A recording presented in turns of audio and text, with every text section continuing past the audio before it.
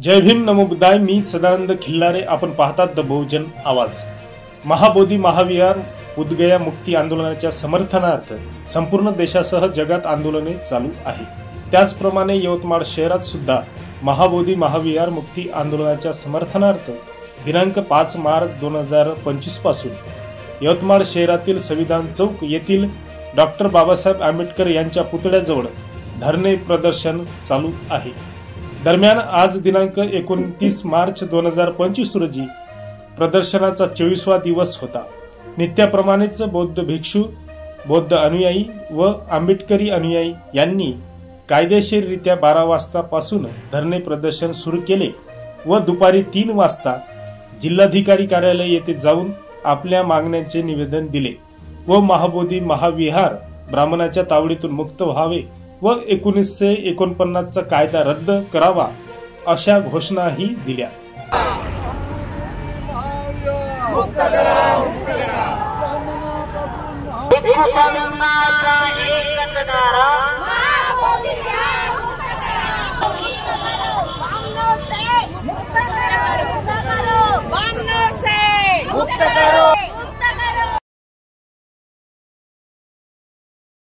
मी भंते अश्वजित, यवतमाळ जिल्हा भिक्खू संघ सचिव।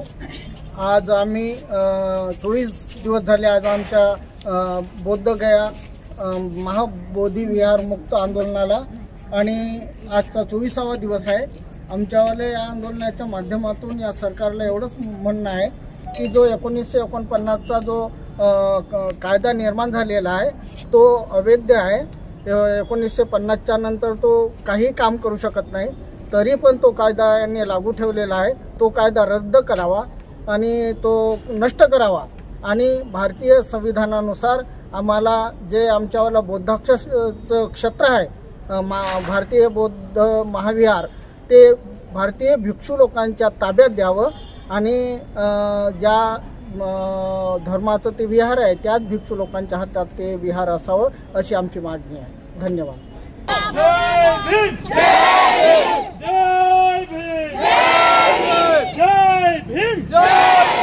डॉक्टर बाबासाहेब आंबेडकरांचा